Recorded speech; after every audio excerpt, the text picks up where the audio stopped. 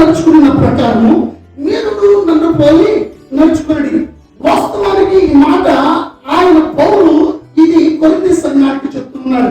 కొరింథీ సంఘానికి ఎందుకు చెప్తున్నాడంటే, కొరింథీకి మొట్టమొదటి స్వార్థ తీసుకెళ్ళింది పౌలే. తీసుకెళ్లి స్వార్థం చెప్తూ ఉండగా ఆయన అంగీకరించాడు. అయితే మరలా ఆ సంఘానికి లెటర్ రాస్తూ, నేను క్రీస్తుని పోలి నడుచుకుంటున్నాను, మీరు నన్ను పోలి నడుచుకుని. అక్కడ మనిషిని ఆకర్షించుకోవడానికి, మనుషులను ఆకర్షించుకోవడానికి, లేదా నేనే గొప్ప అని చెప్పడానికి పౌలు ఆ మాటను ఉపయోగించగల.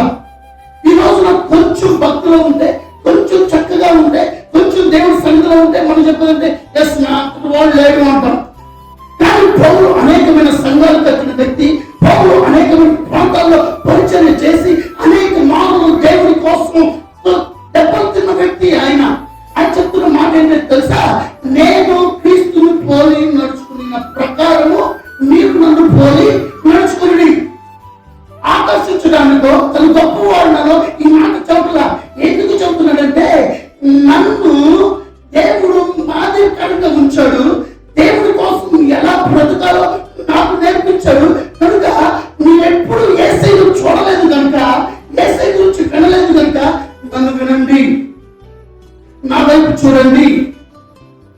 నేను అర్థమేంటో తెలుసా, ఒక దేవుడి ఎగ్జాంపుల్ గా పౌలు కొరింథీ సంఘానికి మాట్లాడుతున్నాడు, కొరింథీ సంఘంతో మాట్లాడుతున్నాడు. రెండవది ఎందుకు మాట్లాడుతున్నాడు ఈ మాట అంటే, అక్కడ గొడవ జరుగుతుంది. ఏ గొడవ? మేము పౌలు వెంబడించాలా, ఆ పౌలను వెంబడించాలా, మేము ఎవరిని వెంబడించాలని కొట్టుకుంటున్నారు. అసలు జరుగుతుంది ఏంటి? అయితే నా ప్రశ్న ఈరోజు ఏంటంటే, పౌలు ఆ మాట అనడానికి పౌలుకున్న క్వాలిఫికేషన్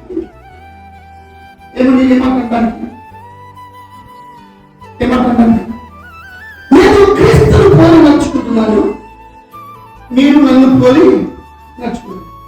ఆయన క్రీస్తుతో బ్రతికడా, మా యేసయ్యను అనుసరించడా? యేసయ్య దగ్గర బ్రతికడా? యేసయ్యతో ఉన్నాడా?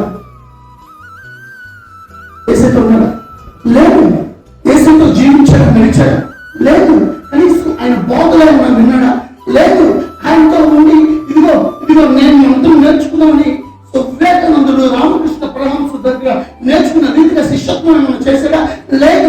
మరి ఎలా వచ్చింది ఆ తత్వం? ఎలా వచ్చింది ఆ విషయం?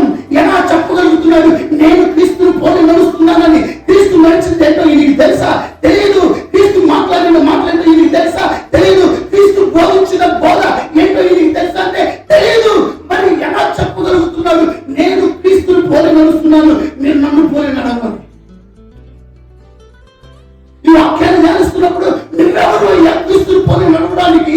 నీకేం తెలుసు? నువ్వెవరు? నువ్వు క్రీస్తుని పోలి నడవడానికి నీకు అసలేం తెలియదే. యేసయ్య శిష్యుడు లేదా స్టీఫెన్ ప్రసంగం చేస్తూ ఉంటే, మాట్లాడుతూ ఉంటే, స్వార్థ చెప్తూ ఉంటే వెళ్ళి చంపడానికి కారకుడు అయ్యావు నువ్వు. నీకేం తెలుసు? నా ఆలోచన వచ్చింది. కానీ కొరింథీ సంఘానికి ఏం చెప్తున్నాడు తెలుసా? ఇదిగో నేను క్రీస్తుని పోలి నడుస్తున్నాను, మీరు నన్ను పోలి నడవండి. కొరింథీ సంఘానికి తెలియదు యేసయ్య ఎవరో. కొరింథీ సంఘానికి తెలియదు యేసయ్య ఎటువంటి బోధ చేశాడో. నేను ఎప్పుడు దేవుని అంగీకరించినప్పుడు దేవుడితో మాట్లాడినప్పుడు ఒక గుణం ఉంది. ఆ గుణం ఏంటో తెలుసా? ఈయన మొట్టమొదటిగా యేసయ్యను కలిసిన అనుభవం ఈయనకుంది. హల్లెలూయా, హల్లెలూయా. క్రైస్తవులను చంపడానికి, క్రైస్తవులను పట్టుకుని జైలు పడేయడానికి వస్తుంటే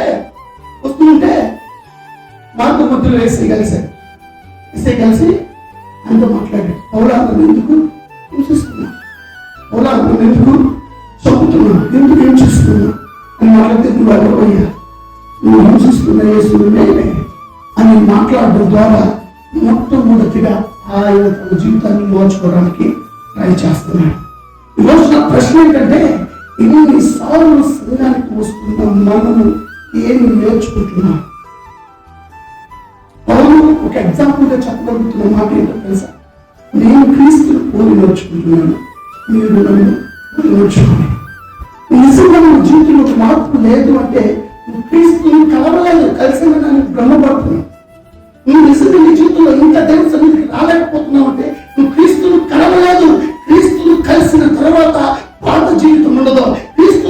కలిసిన తర్వాత నీకు ప్రాముఖ్యమైనది ఉండదు. క్రీస్తుని కలిసిన తర్వాత ఇంకేదో గొప్పది ఉండదు. నీ జీవితంలో ప్రాముఖ్యమైనది గొప్పది